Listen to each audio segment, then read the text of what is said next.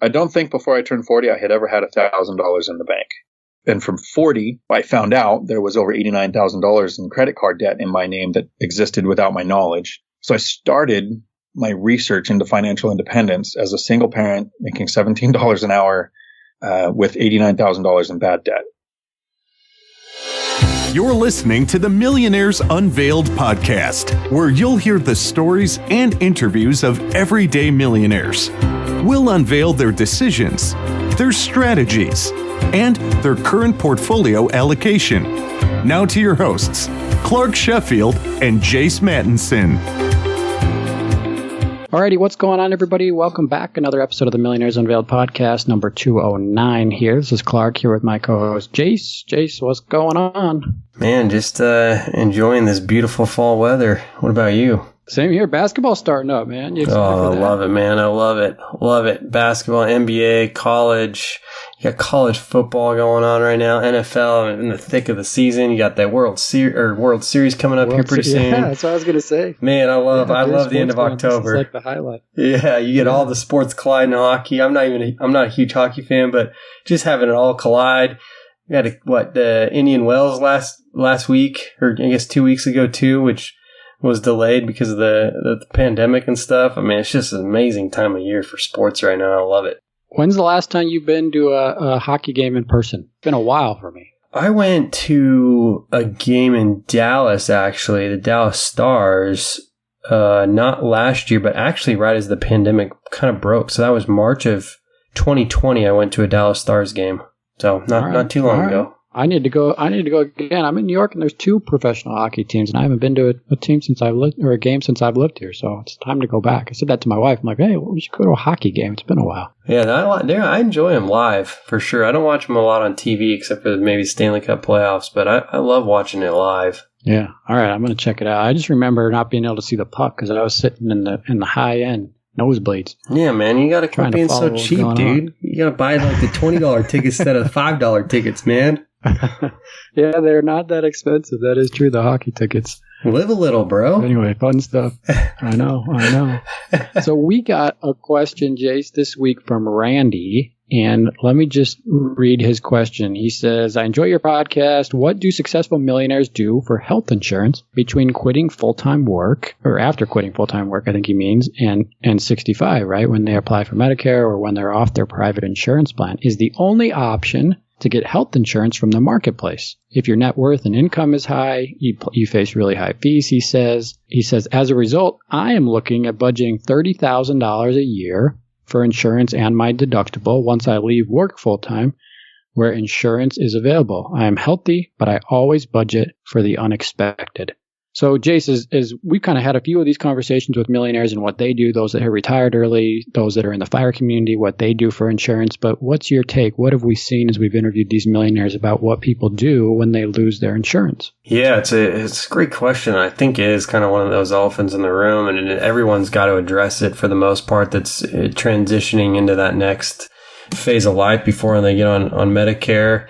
I'm discussing this with my parents right now. I'm discussing it with coworkers, discussing it with various people in my life that are kind of in that boat. And there's all sorts of approaches. One, you have the exchange, and depending on what your financial situation is, like Randy mentions, I mean, it could be extremely expensive, but I think sometimes we get so caught up in how expensive it is, but forget what we're actually paying for, right? We're paying for the transfer of risk as it relates to our health. So you think, for example, if somebody were to have a catastrophic accident or have some sort of surgery that necessitated, heart surgery or cancer treatments or something, I mean, those bills can run, several $100,000, if not into the 7 figures. So paying 20 to 30, transferring that potential risk of $1 million or plus down the road, it may seem expensive on paper, but to some degree, you remember what you're buying, right? So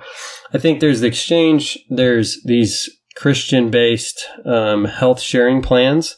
I know several people in my network that utilize those, mostly entrepreneurs that utilize those.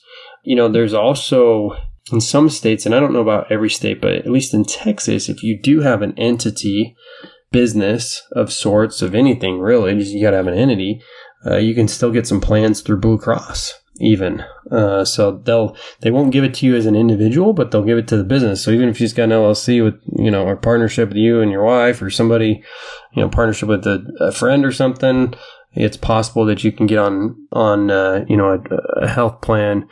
And there's some of these other startups that have popped up as well. And I'm not as well versed, I think you've got one there, Clark, in New York, Oscar, that started there and got pretty popular and whatnot. But I think those are kind of the main things. Yeah, Oscar, I actually did when I left my previous job. Sorry to interrupt you. It was about $500 a month. This is at the time. I don't know what it is now, but it was about $500 a month just for my wife and I, no kids. And that was with a high deductible plan. I think it was maybe $10,000, $12,000. So still not cheap for someone that fortunately don't have many health problems right now. Yeah, I mean, it is an extreme expense in our country. I think we're definitely living longer, unhealthier lives. And it's a big problem. I mean, we've got all sorts of problems related around health insurance and, government plans and Medicaid. And I mean, we could have discussions about this stuff forever. So, I think there's a lot of solutions out there. I think you just need to spend the time to kind of look through and see what makes sense for you. I would say just don't go in expecting that you're going to buy cheap insurance. You're buying the transfer of risk. And some of those bills can, if something happened, whether it was cancer or, needing heart surgery or something, I mean, those things will go quick. You spend a lot of money real fast. Yeah, agreed. And I think you hit on most of it. I mean, I think, Randy, the reality is that most people that do this are just paying for the insurance. They're just going out to the private marketplace because there's just not a really, really good second or third option. The only other ones that I kind of thought of, as Jace was talking about, besides the Christian cost sharing plan that we've heard, is people that travel abroad will try to get an insurance plan abroad. That's a lot cheaper. Yep. And then we've also heard of somebody getting part-time work. So they'll go back to work as like a substitute teacher, or they'll work for the government very part-time, something that qualifies and gets them benefits and get the insurance that way. So that's another option that we've heard, but an interesting take, and agreed with Jace. There's not really a good option right now. But anyway, so thanks for writing in, Randy. If you'd like to ask a question, you can either ask it over email or voice. Head to our website, millionairesunveiled.com. Hit Ask a Millionaire, and we'll review that and answer those on the show. You can also submit a question on audio. We have a system called SpeakPipe, and we'd love to play that. So feel free to keep asking those questions. And of course, we'll ask the millionaires too in our upcoming interviews. So as a quick recap from last week, we had Al. He's a part-time financial advisor.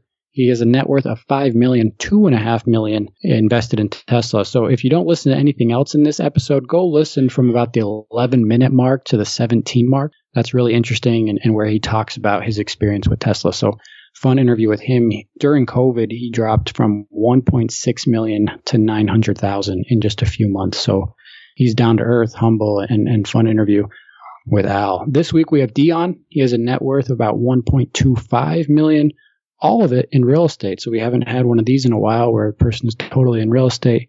He has about 80,000 in passive income, works for a nonprofit that helps place truck drivers, and is just another example of a great American success story. So again, that's with Dion today. Also, just real quick, in the show notes of today's episode and in the last couple of weeks, we have a brief listener survey that we're asking people to do. So it's literally just 8 questions. It'll take you about 30 seconds to a minute to complete. It's totally anonymous. We're just trying to understand who our listener is, who our demographics are. So please just take 30 seconds to a minute to answer that. It'll help us. And thanks for listening, everybody. Thanks for tuning in. And without any further today, let's jump right into today's episode. Dion, do you want to just give us a little about your background and what you're up to now? Sure. I think I have the absolutely normal story of every millionaire you talk to. Started out extremely poor. My parents would basically have us move into houses, and we would fix them up, fix the doors and windows, and wait for the owners to show up and ask us who we were. And whenever they showed up, we would move to the next house. I joined the Marine Corps because that life would be a little bit easier. They actually had benefits and housing. And after Desert Storm, the Marine Corps downsized, so I lost that source of income. I was a truck driver for a while. I was a police officer when the recession hit in 2008. And I don't know if you know this or not, but when recessions hit, police departments don't have any money. So it's like there's no more crime anymore, so we don't need cops, and they lay a bunch of them off. So I got laid off at the recession, got tired of sources of income getting taken away from me. So I started looking into ways to make money that aren't dependent on a W-2 job. Awesome. And what is your net worth today?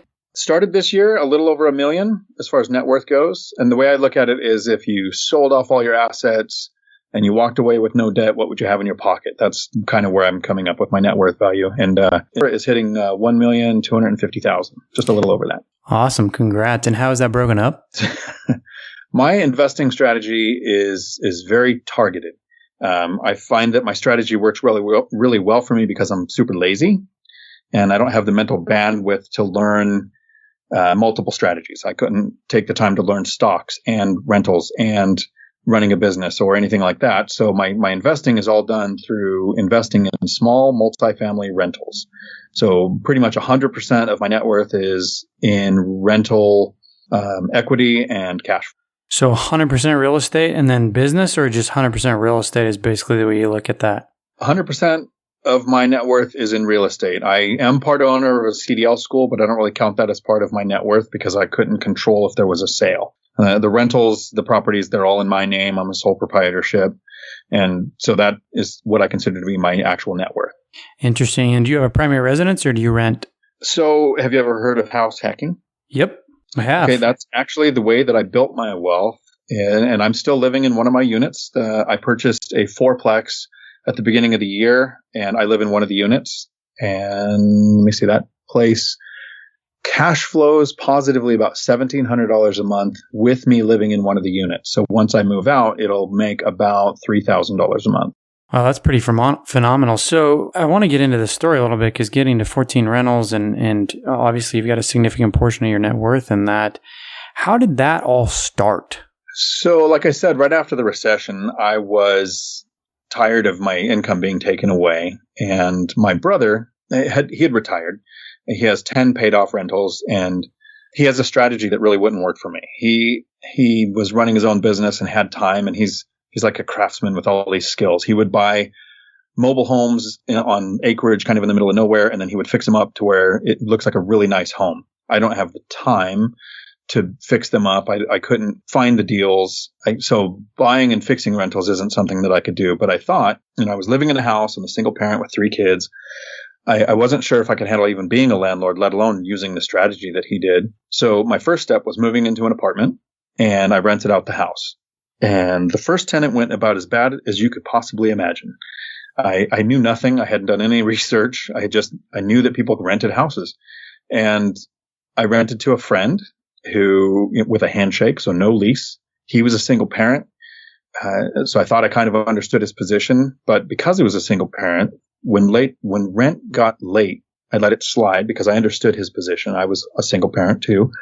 But late became later, which became never. And when I finally went to the house to find out, have a face-to-face meeting, I found out he had moved out of the house and rented it to someone else, and he was collecting the rent and keeping it.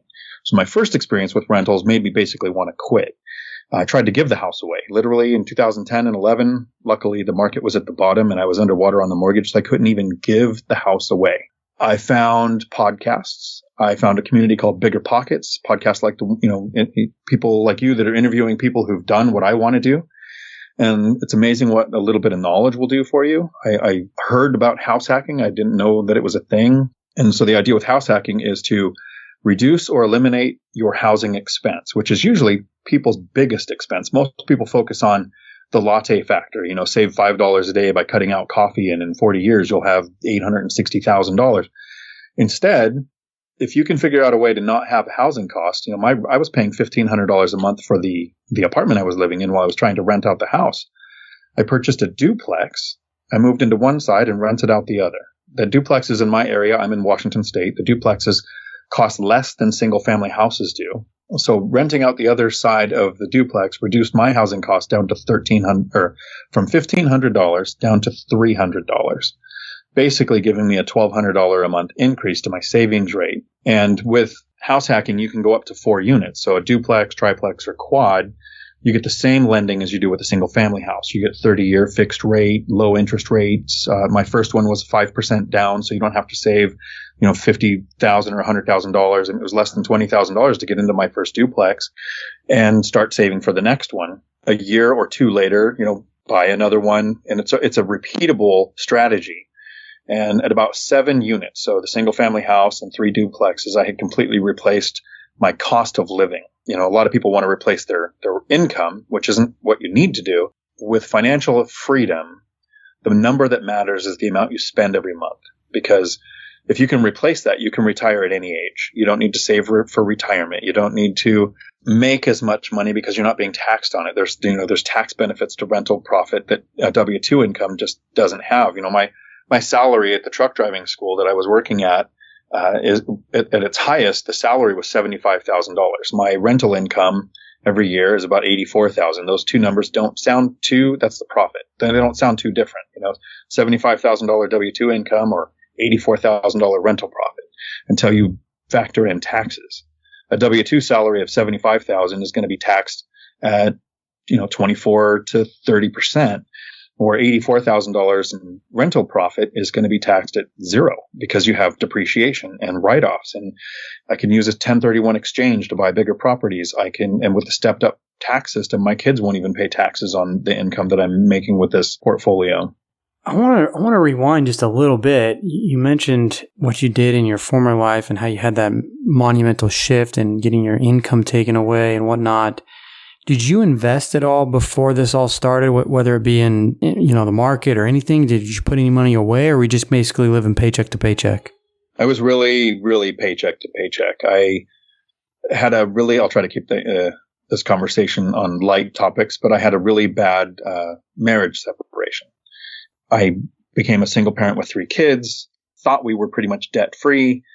We did live paycheck to paycheck, but we didn't have any debt that I knew of. I found out there was over $89,000 in credit card debt in my name that existed without my knowledge. And in Washington State, when you get divorced, it's a community property state, so it doesn't matter. One or both names are on all debt. And after the divorce, she filed for bankruptcy, so all of that debt became solely my debt. So I started my research into financial independence as a single parent making $17 an hour with $89,000 in bad debt.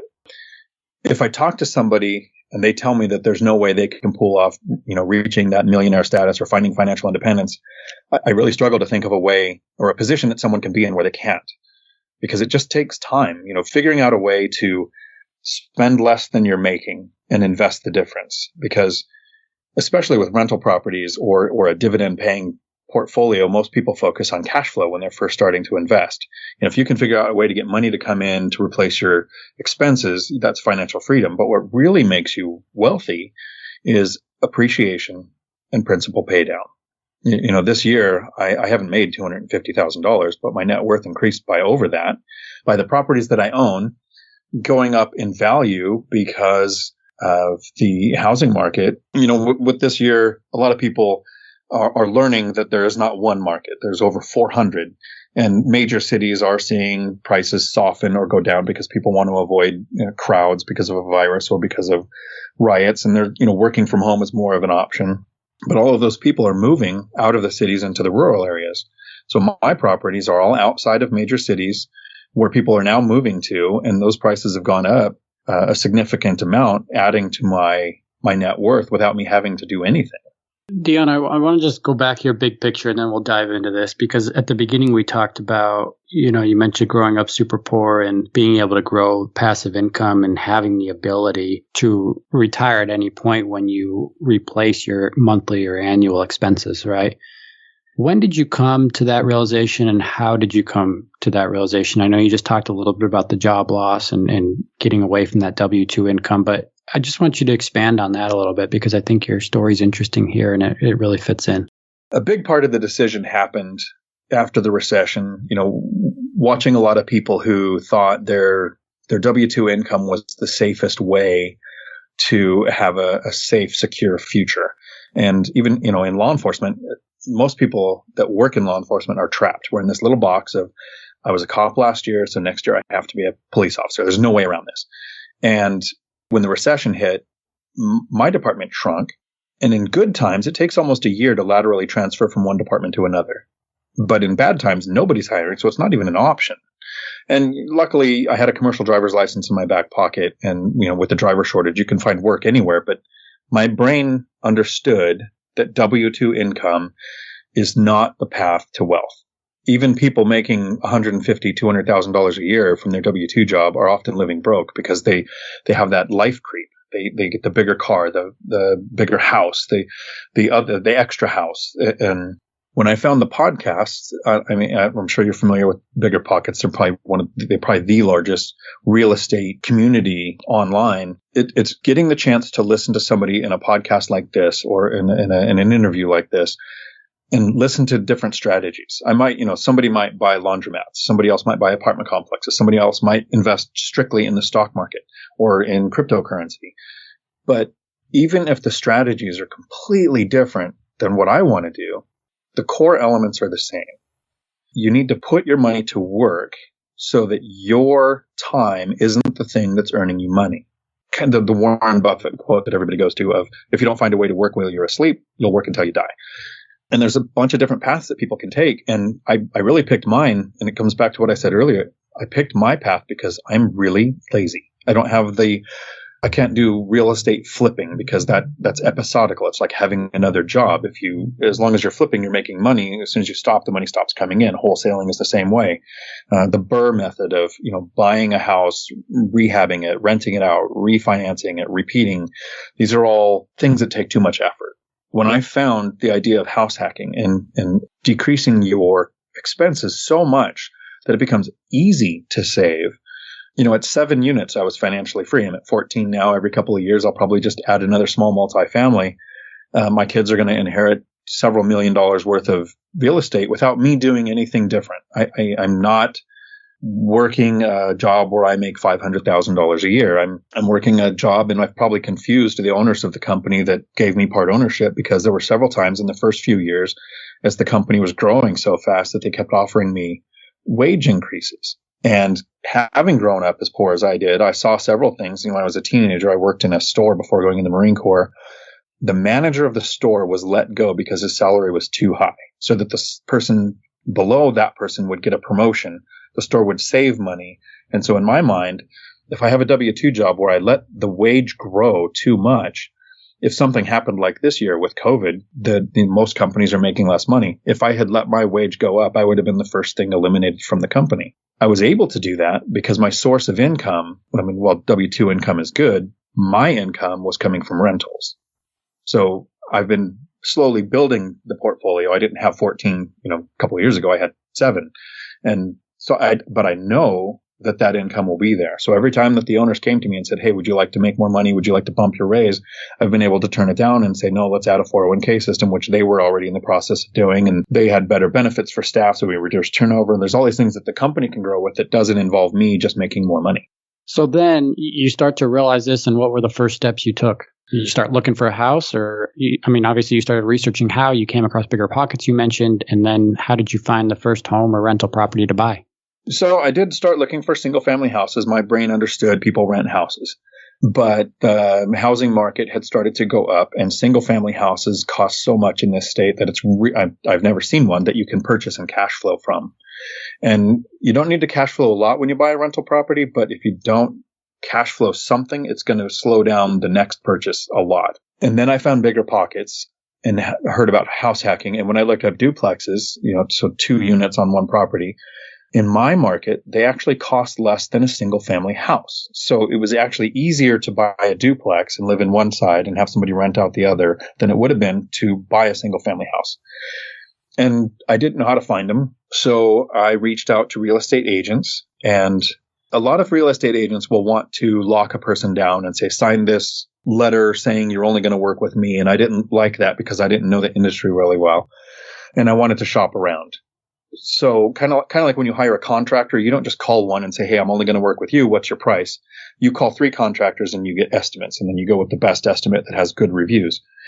I talked to at least 3 real estate agents. I gave them the same search criteria. All of my purchases are right off the MLS. There's a book called One Rental at a Time, and it has literally spells out the steps to getting one rental at a time, but it works for small multifamily too, or even apartment complexes.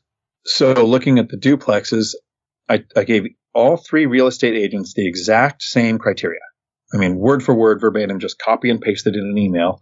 And somehow all three of them find completely different deals on the MLS in the same footprint of real estate.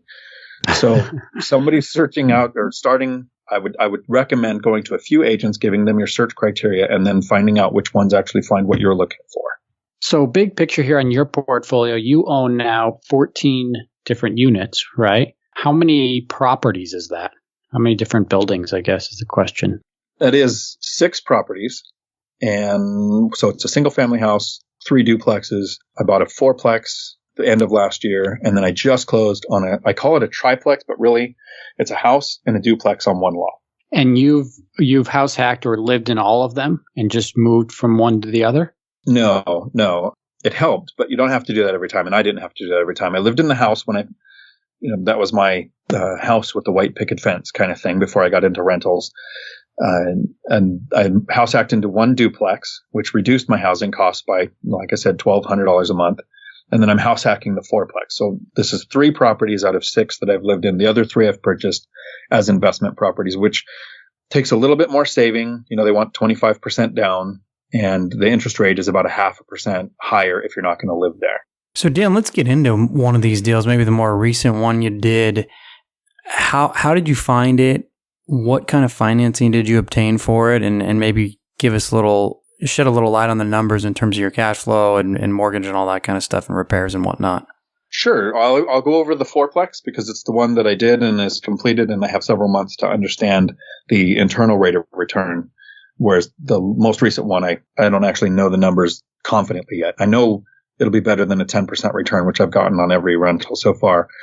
But the 4-plex was listed at $595,000, so almost $600,000, which is basically $150,000 a unit, which was my target when I was looking for properties the last couple of years. I offered $600 because it's a hot market. I made the offer within 20 minutes of the listing being posted. Luckily, the listing agent, either this was too much work or too far away or whatever, but it was listed very poorly. It had one image from the back. It just showed a big square building. And in Washington, there are a lot of 4-plexes that are just big square buildings. And my criteria that helps me limit turnover is I want side-by-side units with garages, at least 2 bedrooms with a washer and dryer in each unit because tenants don't like to use a laundromat or shared laundry. And doing all of this, since my first negative experience, I've only had 1 turnover ever, and that was because she inherited a house.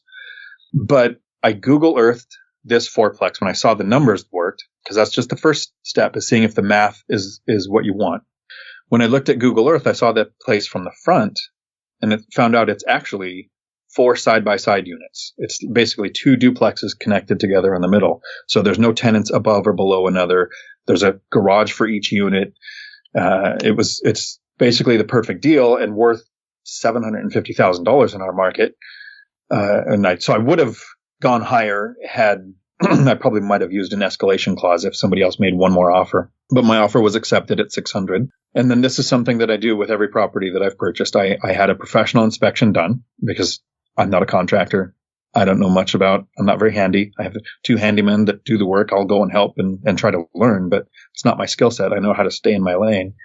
But the really powerful thing with a professional home inspection is that the home inspector is trying to protect themselves. So when they point out problems in a property, they have very eloquent language that makes it sound like a house built last year is falling down. It's on its last leg. The place is going to burn down tomorrow. And from that inspection, I took a couple of pages with the images and the professional write-up, making it sound like it needs, the decks were explained like they were death traps, which meant there were about 6 rotten boards that needed replaced, and it needed to be painted with non-skid paint. So the way I said it, it's an afternoon job. The way the inspector worded it, you need 4 new decks. And I pointed out that the place needed about $30,000 worth of work using the pages from the inspection. I asked for $20,000 off the price. They came back with $10,000 off the price, which was my hope, because most people, even though they haven't read the book, split the difference. They end up splitting the difference. And so I purchased it for $590,000. So a $1,000 inspection made me $10,000 because I would have bought it at $600,000. Moving from the duplex into the 4-plex, the cash flow is $1,700 more than the mortgage. So I called it cash flow of $1,700 a month, but really I still have to set aside for repairs and vacancy. And that's about, I'm doing, $100 a unit. So it's $400 getting set aside. So there's profit of $1,300 a month there. But the real benefit to repeating the process of house hacking was now I got to rent out the unit in the duplex that I was living in. So instead of paying $300 there, that duplex is now cash flowing over $800 a month after everything, after repairs and maintenance. So $800 from the duplex, pure profit of $1,300 from the fourplex. I'm now making over $2,000 a month increased income just because I was willing to move from one rental to another. Oftentimes when we talk to these millionaires, we ask about happiness, what it means to them, and whether the money or their journey has brought them more happiness. We also ask about mindset, personal confidence, stress, and the importance of strong, positive relationships. So ask yourself, what interferes with your happiness and what prevents you from reaching your goals? Perhaps it's the lack of vision or personal drive. Maybe it's that you're too stressed in general, or that you're dealing with anxiety, depression, a tough relationship, or family conflicts. Well, today we'd like to thank our sponsor, BetterHelp. That's help, H-E-L-P. BetterHelp is a crisis line, not meant for self-help, but rather a professional counseling company done securely online. You get paired with a licensed professional counselor who specializes in assisting with depression, stress, anxiety, sleeping, trauma, family conflicts, grief, and more. It's more affordable than traditional counseling, and it's as easy as a phone call or online meeting. We want you to start living a happier life today. So if there's something you're struggling with, or you just need a listening ear, check out betterhelp.com/unveiled. As a listener, you'll get 10% off your first month of counseling. So join over 1 million people who have taken charge of their mental health and head to betterhelp.com/unveiled. And without any further delay, let's get right back into the show. So, Dion, where do you go from here? Are you trying to get a certain number of doors or a certain number of passive income? A lot of people have a vision board where they put on the board what they want. Mine was, folded up card in my wallet that said $5,000 a month in passive income, which I wanted within a certain number of years. And so I hit that a while ago. That was my biggest first goal that I wanted. That way, even if source of income was completely taken away, I would never have to work again for the rest of my life. I could choose to. You're familiar with the FIRE community? I am. So a lot of people focus on that retire early part. And that to me doesn't really matter. It's the financial independence that really mattered to me. With the rentals, I'll quote the book again, one rental at a time. I'll just keep doing it every couple of years. Every time I have the money saved for the next down payment, I'll continue to add another one. I don't have a cash flow goal. I don't have a number of units goal. I just want to make sure they all meet my criteria. The real benefit to financial freedom for me was working at the truck driving school. There's a driver shortage. Companies are hiring almost anybody. COVID hits. Companies need more people. But a few years ago, before this pandemic, I was able to found a nonprofit. And what my nonprofit does is it focuses on job placement assistance. So in Washington State, there's a little over 6,000 registered transportation companies. And with the driver shortage, they're all looking for drivers. And anytime they have a job opening, people only think of the drivers. They forget that every single trucking company has an office and a warehouse, HR, IT, web design, legal teams. Companies like UPS actually staff nurses and medical staff at their facilities. So what my nonprofit does, it's called TPS, Transportation Placement Services. You can find us at hiddenjobs.org. What we do is for free. It's a 501c3 company, so we don't charge the people a penny. We don't charge the employers a penny. We find people jobs in transportation. So anybody in the Northwest or literally anywhere, because our companies we work with like Old Dominion or Redaway or McLean or in all 50 states, they can contact us and for free, we will show them which companies are hiring in their area, how to apply, what they really like to see on a transportation resume. And the weird side benefit of this nonprofit, and this is a little bit into the weeds, so I'll keep it short. But in transportation, generally what a person has to do to become a truck driver is they get a CDL and they drive over the road for a company like Swift or CR England, and they're gone all the time and they don't see their families much, and they make, $35,000 or $40,000 a year for 2 years. Then they have experience, and then they get a really good local driving job with Old Dominion, Oak Harbor, McLean, Redaway, a company that pays $80,000 to $90,000 a year, and they get to sleep in their own bed every night. What our nonprofit did is it developed relationships between the truck driving school and local employers. So our graduates at the CDL school, commercial driver school, don't have to go over the road. They actually graduate and go right to work for local companies without needing that 2 years of experience.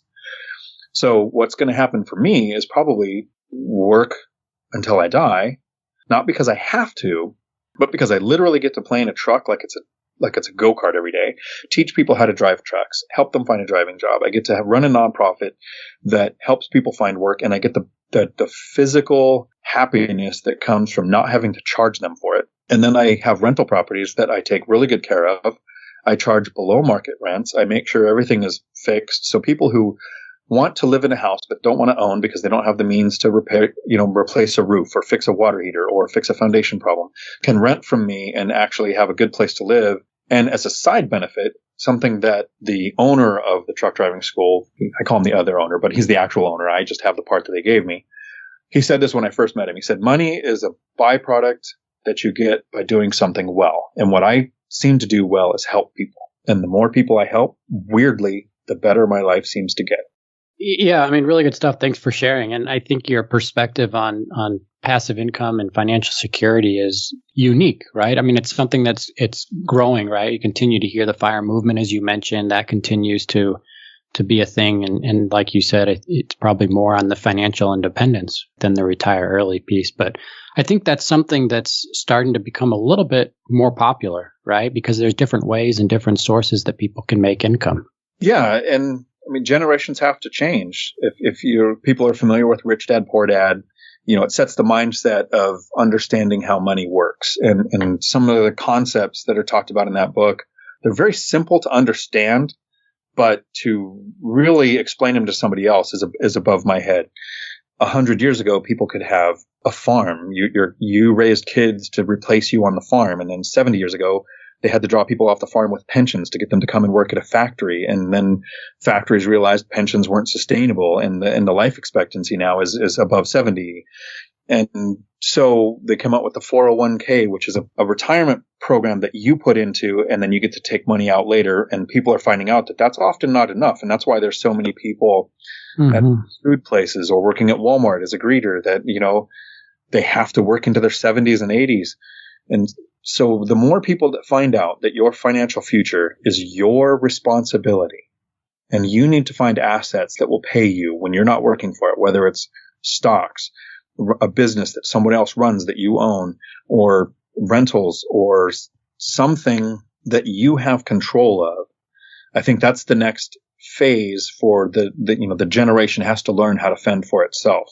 Right. So Dion, on you, how much do you spend a year annually? Now that my kids are older and moved out, I would think my annual expenses are somewhere between they're probably less than 30,000. I'm not frugal. I go out to eat all the time. It's probably cheaper for me to eat out than it is to cook and shop and prepare at home. Before COVID, I went to the movies every week to see something. I have I drive a big F-250. I spend a month a year in Thailand or Colombia, so I take travel. I mean, when you were allowed to travel. But I specifically picked countries for traveling where the dollar is strong. So those months where I spent in Thailand or Colombia, when I came home, I had more money than when I left, even though while there, I did everything I could think of, from swimming with elephants or playing with tigers or ziplining or scuba diving, everything that you could spend money on and still come home with more money than I left with. Yeah. So let's just call it 30,000. And then how much do you make from all these 14 different units? The rental profit after all expenses and setting aside and everything is $84,000 a year. Okay. And then you just pour the difference. Let's call it 50, 54, right? You just pour the difference into buying more properties and continuing to grow this? 100% of W-2 income, which, like I said, my salary is $75,000, and in good years I'll get bonuses. In years like this, I don't expect bonuses. The lights are on, so I'm happy. So you've got your expenses covered almost 3x, right? You're cash flowing about 84,000. You said your expenses are 30, so 30, 60, 90, about 3x. You can cover your expenses. So how come still work at all? Is it just you enjoy it? I'm not talking about the rental properties, I guess, on the small business side. Do you ever think about walking away from that? So that's the thing. If I didn't love what we do, absolutely. So anybody that's in my position that doesn't like their job, they would have quit years ago. I will keep working because I really enjoy what we do. I mean, I don't know if you heard the tone of my voice or the excitement that it sounded when I got to explain that I get to play in a truck like it's a semi and help people find jobs. And I mean, that's why I work. It's just because I love the job. If I didn't love the job, I would be gone already. And I don't see that in my future. No, fair enough. And so what motivates you now, Dion, and how, I'm curious how that shifted over the years, because you grew up really poor, you mentioned, and you're welcome to get into that a little bit. I think it'd be interesting, but how has your motivation and really what deeply motivates you to succeed? You said growing up, I think when we were talking before the show, that it was that you didn't want to live like that in the future. You wanted to get out of that situation. Is that accurate? And maybe how has that motivation shifted throughout the years? I think the motivation is the laziness. Having to work. If I hated my job and I had to work, that would be terrifying. And I think a lot of people are stuck in that rut. They have a job they don't like, but they don't have the assets, so they could just walk away from it. But the one thing that I think is, I don't know that I've mentally shifted away from that childhood of being really poor. We lived in houses, and then whenever the owners would show up, we would move to the next one. So we weren't what I would call squatters, because squatters stay until they're evicted. We would say, hi to the new owner or the owner and then leave. But I would go to friends' houses as a kid and listen to them talk. I would hear their parents talk, and my friends always seemed unbelievably rich to me because they paid rent. Their parents talked about this thing called rent. And in LA in the 80s, it was $1,000, $1,500 for a house. I couldn't believe how rich my friends were because they were paying rent. So now as a grown-up with rental properties, I live in one of my units for free, and I look at all of my tenants, every single one. Mentally, to me, they're still richer than I am because somehow they can afford to pay rent. And in my mind, I would never do that again. I don't even want to pay a mortgage. I don't want to pay rent. If I'm going to pay a mortgage, it's going to be because an asset is paying for it. So now that I have the rentals with the rental income, if I ever go out and buy my forever home or a ranch or a farm or something and live on it, that payment is not going to come from W-2 work that I do. That payment would come from assets. And I think that's where the motivation comes from, is it's growing the assets so that I don't ever have to work again. But then life isn't always about money. A lot of times life needs to be about what makes you happy. And what really is making me happy is trying to find a way to teach as many people as possible what I've figured out. It's like I've got this simple math equation that within 10 years, anybody can never have to work again in their life. You move into a duplex to eliminate your housing costs.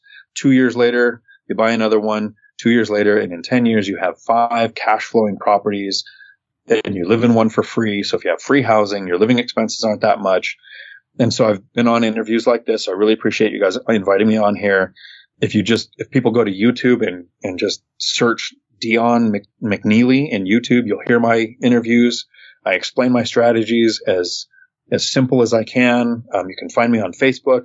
I'll take usually 1 or 2 hour phone calls with people trying to figure out how to get into rentals. I have no desire to invest in crypto, so don't reach out to me if that's the goal.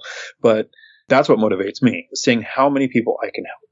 Yeah, it's really commendable. And so, Dion, as you talk about your past, if this isn't something in a strategy and financial literacy, I guess you could call it, right, that you learned growing up, how did you learn it? Was it after you joined the Marines, or where did it come from?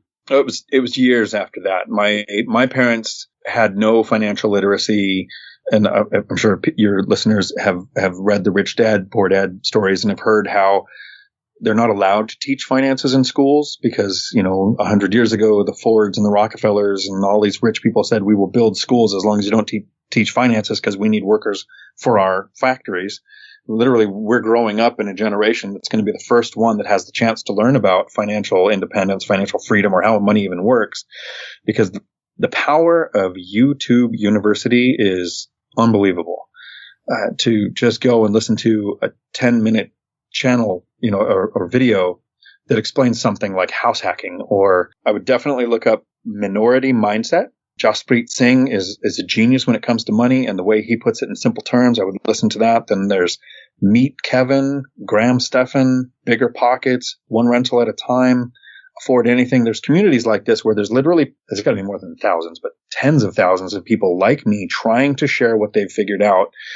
It's not like there's a college course that can be taught on how to do finances, because how many college professors would still be college professors if they figured out how to never need to work?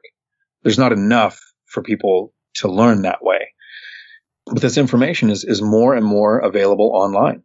and it's, it's on your phone, it's on your tablet, it's on your computer at work. I mean, anybody who isn't on the path to financial freedom is pretty much doing it by choice because they're not taking the time to figure out how easy it is to do.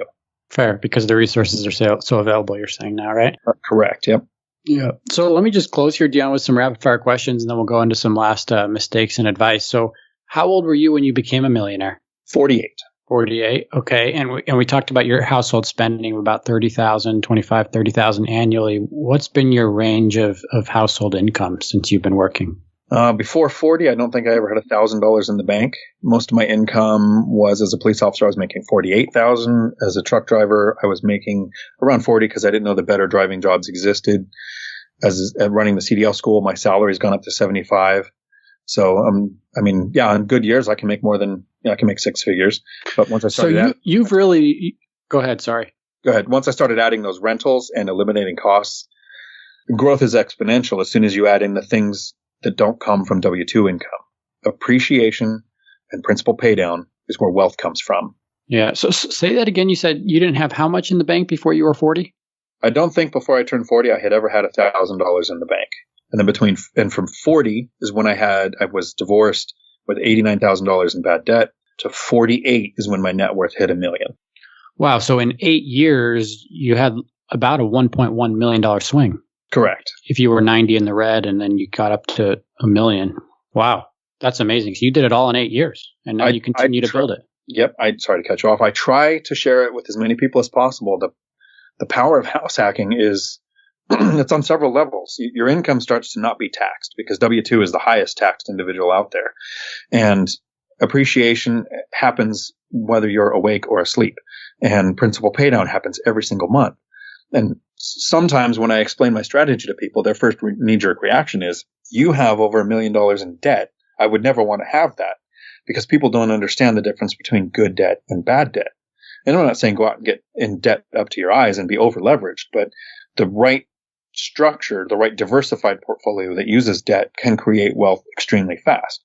So just high level, Dion, I know we talked about the 83,000, right, in net cash flow. What is your top line of your gross potential rent is how much, and what are your payments on that leaves you with the 83? I guess how levered are you is the question. So originally I was trying to stay at 4 mortgages.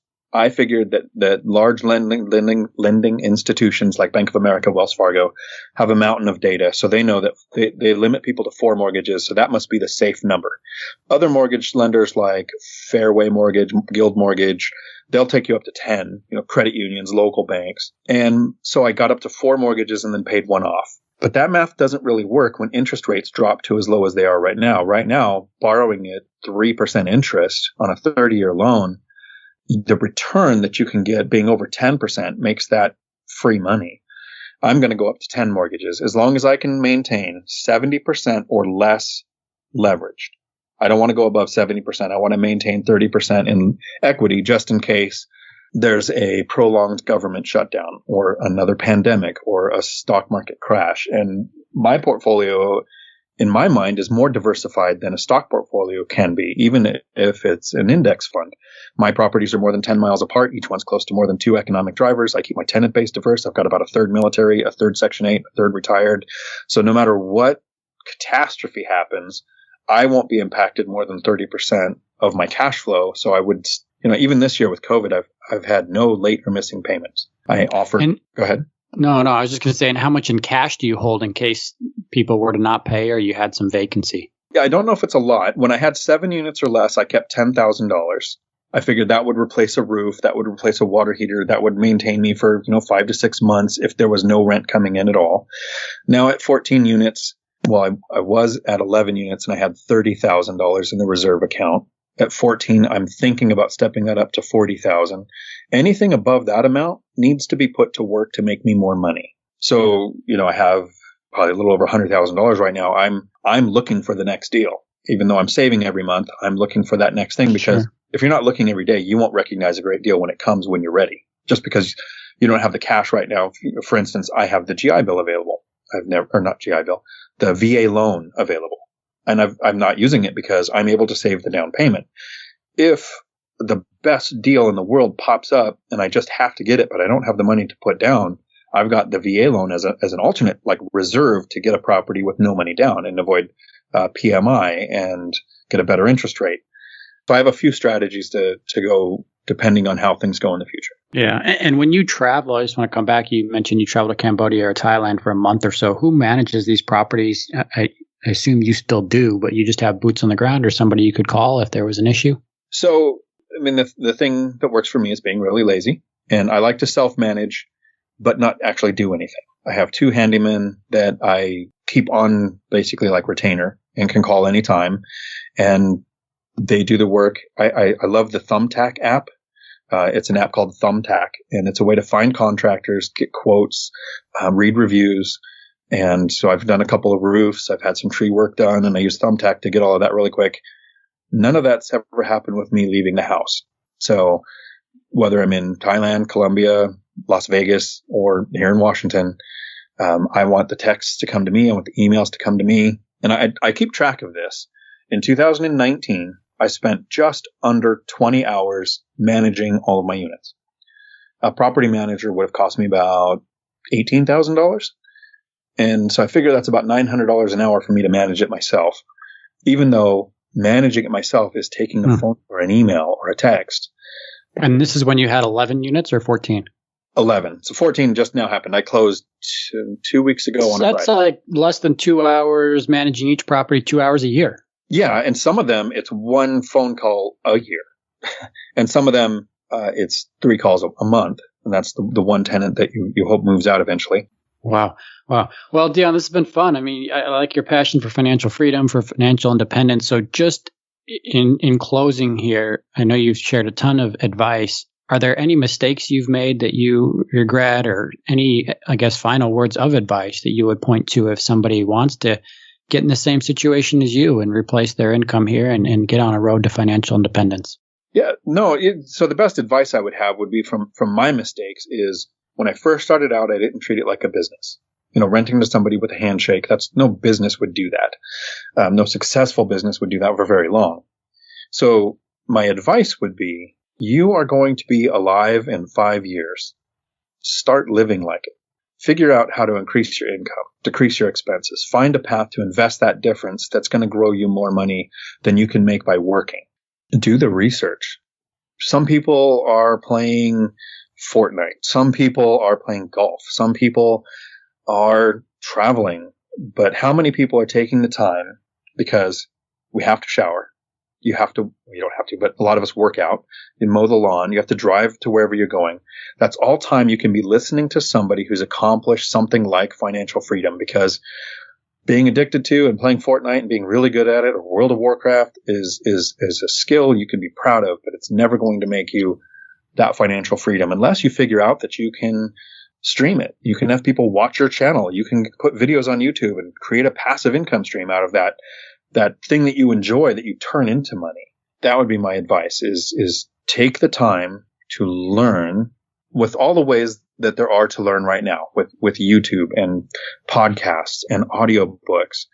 People that listen to music on their commute are literally losing minutes every day that they could be learning a simple skill that they could turn into something that makes money.